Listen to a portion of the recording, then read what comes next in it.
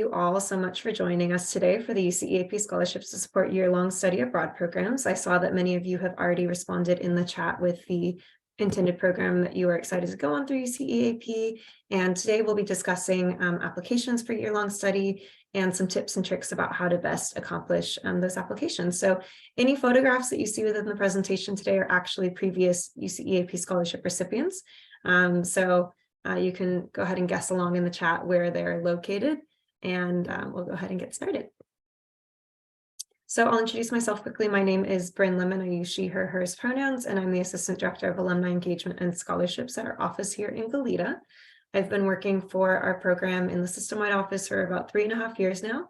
And prior to my role here, I did work in our office in Edinburgh. So I studied abroad there for a full year during my undergraduate term at UC Santa Barbara.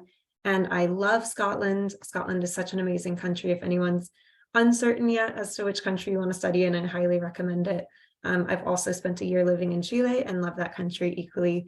So if you have any questions about either of those locations, please let me know. I'm more than happy to go into details about them. But I am very passionate about studying abroad, and particularly studying abroad for a year. So I'm really excited to see that many of you are interested in pursuing this path.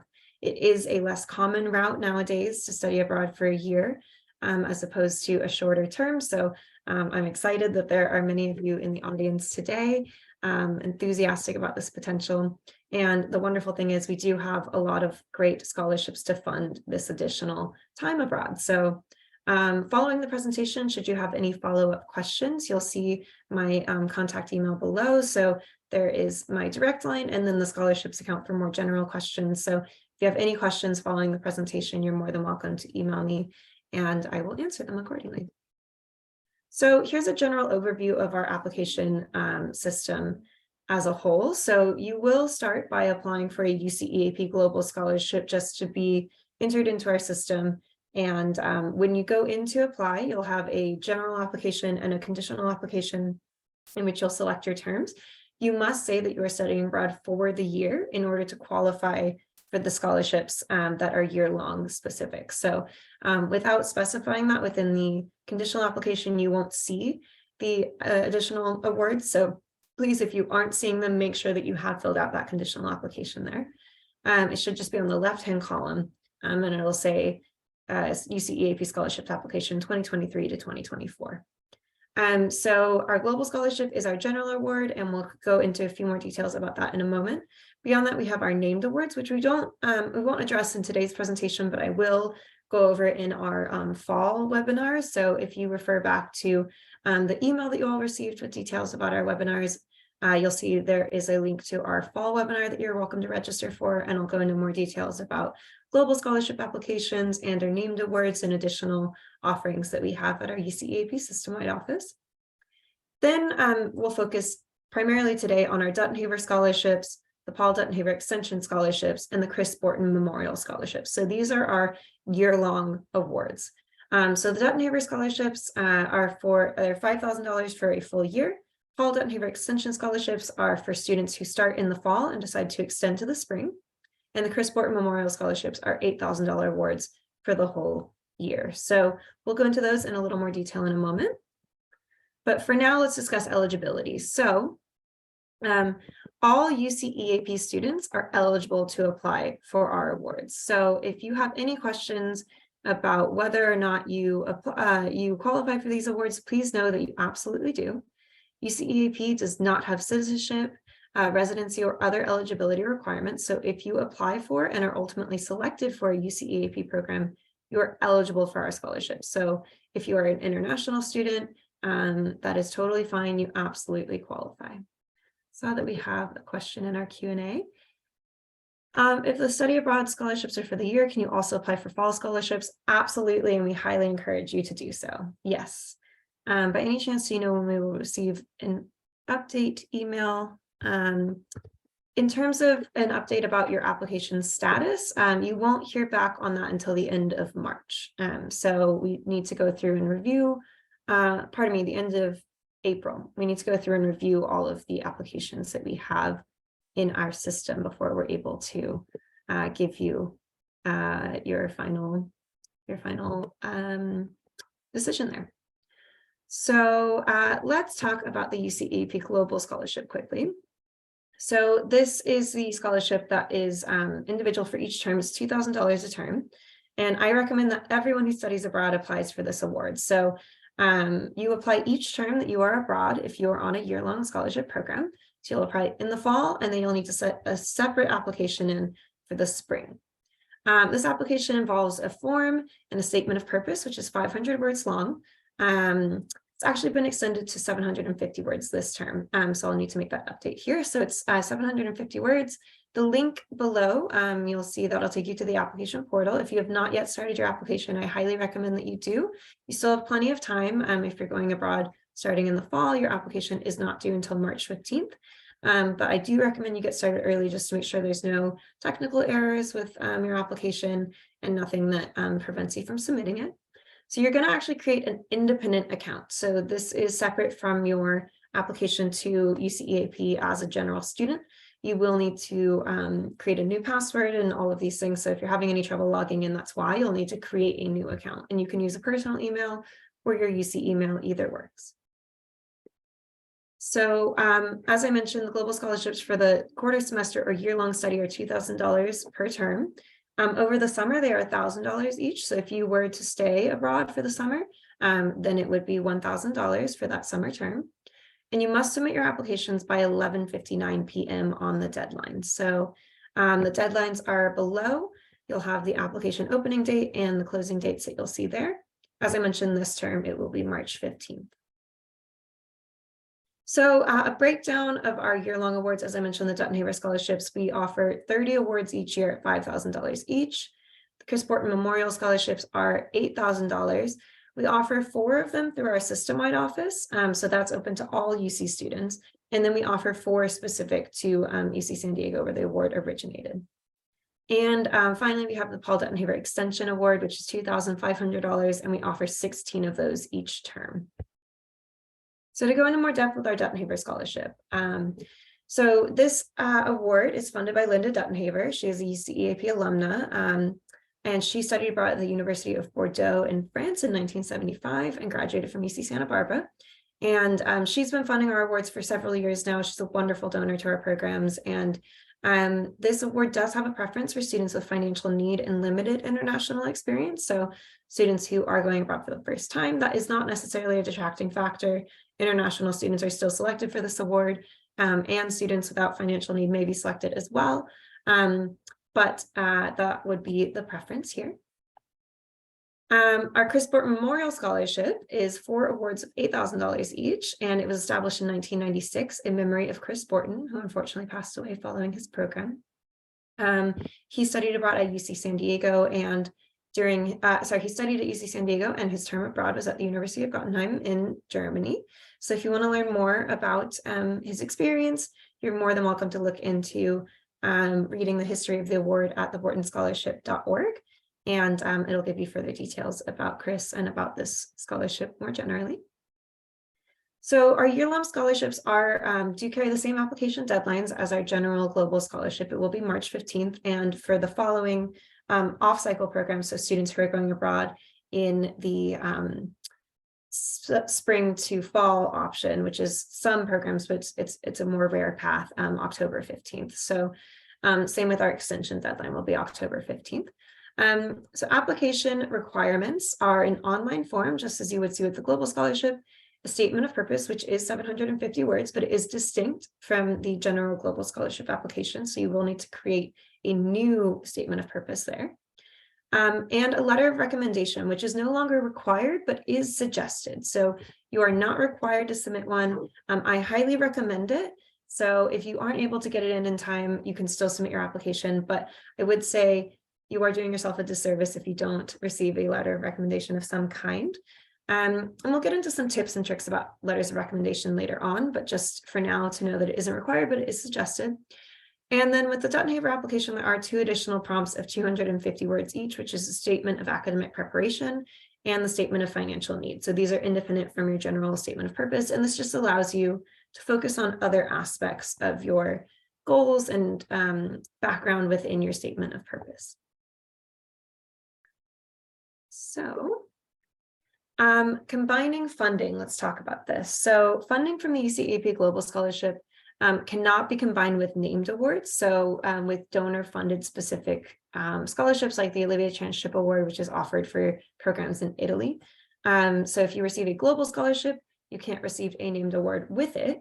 However, you can receive either a global scholarship or a named award with a year-long award. So students who are going abroad can receive either a DUTTENHAVER scholarship or a Chris Borton Memorial Scholarship, as well as the UCEAP Global Scholarship or a named award. So this year we are not offering the DUTTENHAVER Scholarship and the Chris Borton Memorial Scholarship together because it did create a lot of conflict with students' funding, and they weren't able to receive all of the funds that they had qualified for. So this year we will be keeping them independent. So you'll either get DUTTENHAVER or a Chris Borton Memorial Scholarship if you qualify for them. You will be offered the higher funded one in either case. So if you do receive a Chris Borton Memorial Scholarship, you will receive that one in place of a DUTTENHAVER because it is for more money. So you can combine our system-wide scholarships with campus-based scholarships or scholarships from an external organization. So if you receive funding through goabroad.com or something like that, you can combine that into your financial aid. And a student had asked in the group chat or in the question and answer component if financial need was considered for UCEAP scholarships. So I hope that I've answered that now. And you will need to fill out a FAFSA as well in order to receive these awards as well. You can apply for semester-long scholarships each term that you are abroad. So if you're abroad for the year, do apply in the fall and the spring for our semester-long scholarships. So award selection. The award selection will be primarily based on academic merit and integration of a selected UCEAP program into a student's academic and career goals as demonstrated in a personal statement. What that means is we really want to ensure that you've done a lot of research about your program and you've selected the appropriate program to further your goals along. So if your goal is to become a pediatric nurse in downtown Los Angeles, why have you chosen a program in Spain, for example? And the reason could be, well, I really want to learn Spanish because there is an underserved population in Los Angeles that I hope to work with who are primarily Spanish speaking. So learning this language is vital for my future career goals. Or for example, someone who is studying abroad at the University of Edinburgh, like I was, and plans to go on to graduate school in an English degree. There is a lot of very specific English coursework in Scotland, and you can learn a lot that will further your academic path there. So if there are specific courses or things abroad that you are aware of that you cannot receive at your home campus, that's a really great thing to tell us about that you've researched and that you're looking forward to on your program. Students with financial need or who are traditionally underrepresented in UCEAP programs should include the impact these elements have had on their decision to study abroad.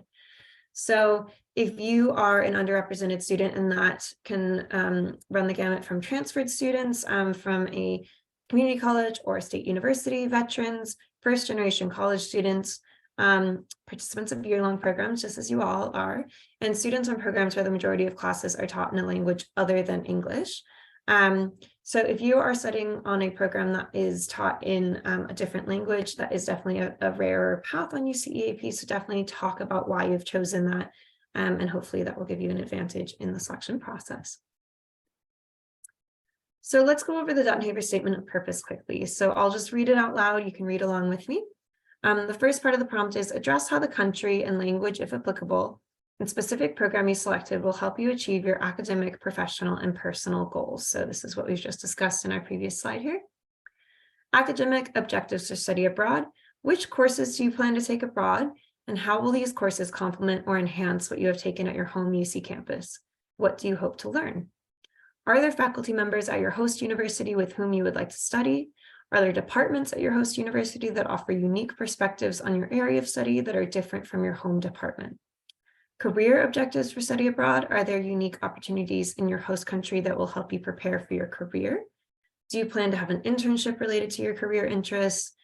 Even if you're not planning to do an internship, that's okay, but how do you plan to further that path? And you're not married to the answers that you put here. So let's say down the line, you decide that you don't want to go to grad school or you don't want to pursue a medical degree, etc.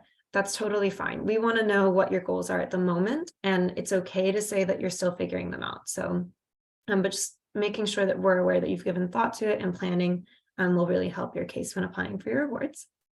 And finally, personal growth opportunities for study abroad. So why did you choose a year-long program? What do you hope to experience while abroad? And how do you hope to grow personally while abroad? So it's a very broad statement here. You do have a good amount of wording to fill it in. And with the DUTTENHAVER, you do have those additional areas for the statement of financial need and the statement of academic preparation in order to fill in and kind of bulk up your application. But this is the basis here.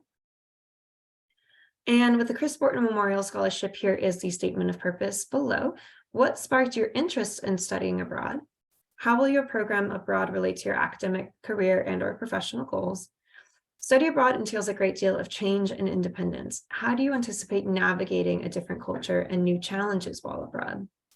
Please share any personal characteristics and experiences that may help you while abroad. Why did you choose a year-long program, and how do you determine which specific host country and program best met your goals? What do you hope to experience while abroad?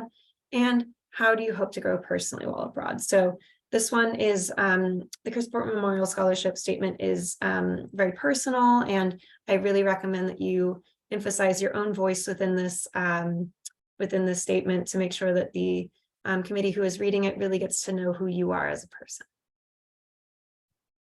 So application tips, as I was just saying, make your statement memorable. So be specific about your background and your reasons for going abroad. So the donors who review these applications following the campus partners here will be reading about 80 applications. So it's really important to make your application stand out amongst that crowd of people so that, you know, when a donor is going down the list down the line, they go, oh, right, that was Sarah, who is planning on studying culinary classes in Italy because her mother really raised her making focaccia bread every Sunday or something, some little detail that will stick out in the mind of the reviewers that just makes your application memorable would be really wonderful. We're looking for students who have found programs that match their academic and professional needs. As I was mentioning, this is one of the most important aspects of your application prompt. Finally, stay away from cliches about travel and other cultures. So it's very common to hear with study abroad that it will change your life, and it absolutely will. And I am the first person to attest to that. It is such a life-changing experience. However, statements like that don't necessarily give us a lot of insight into who you are as a student. So it's just not necessary to include within your statement. And talking about travel is great. I'm glad that you're all excited to travel while studying abroad. And it's, again, a very important element of your experience. That being said, it shouldn't be the focus of your application. So saying that you chose Berlin because it's a wonderful central hub to travel to other countries from for a cheap rate on Ryanair, for example, isn't going to win you any favors with the committee judging your application. So focusing more on time spent in your host country is definitely the priority here. So on that note, definitely talk about why you've chosen your host country and what you're excited to do there. So if your host country is Japan, for example, what about Japan drew you there? Why are you excited about Japan? What do you know about the culture? What have you experienced so far, and how will it differ from your country at home? It's all really important to talk about. So, and finally, again, if you're a member of an underrepresented group and study abroad, definitely talk about this. Explain to us how this has impacted your ability to study abroad. Even if, for example, you are an engineering student, it's really hard for you to carve out time in your academic schedule to study abroad. Why have you chosen to do so anyway? There's a lot of ways in which you can talk about your personal experiences and make yourself memorable to a donor. So further academic advice or application advice is that a strong academic record does matter, but it's not the most important part of your application. So if your GPA is below a 3.0, but you still feel like you're a good candidate, you can use your statement of academic preparation in the DUTTENHAVER application to talk about why it might be lower. Personally, when I came into studying abroad and doing my applications, I had changed majors from chemistry to English. And so I had quite a low GPA. And I needed to explain why that was. And it's totally fine. You can absolutely still go on your program, and there shouldn't be any barriers to entry there so long as there aren't GPA specific requirements. But a donor might note that, or a reviewer might see that within your application and wonder why your GPA is lower. So if there is a reason for that, definitely explain it, and it'll serve you in the long run. So, and finally, in your statement of financial need, explain your current situation. So Linda Duttenhaver in particular really loves to see students who are contributing to their own costs abroad. So if you have had a part-time job throughout college, or if you, even if it's just babysitting on the weekends, or you've saved up from something that you did in high school and you're planning to use that while abroad, definitely talk about that. It's really great for her to hear that you are investing in your own experience. So let's talk about their letter of recommendation right now. I know that the prospect of asking for a letter of recommendation can be intimidating, particularly for students who may be a freshman at the moment and you're planning to study abroad for your sophomore year and you don't have a lot of long-term relationships with your professors. It can be really scary to ask for a letter of recommendation. So the good thing to note about these applications is that the letter of recommendation can come from a supervisor or a TA who knows you better than a professor. So we actually recommend asking someone who knows you better over someone who has a lofty title, for example. So if the TA of your course knows you really well, they're a great person to ask. If you have a part-time job or even a part-time volunteering role on campus, even if it's a peer writing your letter of recommendation, it's really great to have someone who knows you well and can speak to your goals abroad write this letter. So extension applicants can use a letter submitted for their programs if their campus advisor can send them one, or a study center staff abroad. So if you aren't necessarily sold on a year-long program just yet, you go for the fall and you decide, I definitely want to stay, then someone who knows you from abroad is more than welcome to write that letter of recommendation for you. The final tip I'll give you about the Duttenhaver and Paul Duttenhaver Extension Scholarships, and really any application generally, is that spelling, punctuation, grammar, and good writing are really important. So there are definitely resources on campus for you to go to get your applications read over. If you send them to me far enough in advance, I can try to help you by going over them and catching any errors and giving you feedback. If you ask a peer, ask your family, ask someone that knows you and that you trust to review your statement, just to make sure that you caught all the errors possible, because it does stand out, and it is important to show that you've put a lot of effort into your application. So if you are ultimately selected for an award, congratulations, and you will have specific requirements upon acceptance. So the first thing is that you will need to submit a thank you letter to the donor of your award once you accept it. Following your program, you will need to submit a 2-page report about your time abroad, as well as some photographs to accompany that report. So that just tells us a little bit about your experience, and it's really important for the donors to be able to read what their students were up to so that they continue funding for their students in the future. It's really important to maintain that relationship, and I really love reading these reports too. So that is the requirement once you're accepted. And that is the end of our formal presentation here. So I'm just available to take questions now. So I'm going to move over to our Q&A and start answering them there. And someone has asked if the recording will be available after. It will be. So I will be emailing this recording to everyone who attended today. And anyone who was unable to attend but did register, then you will receive a link to the recording. So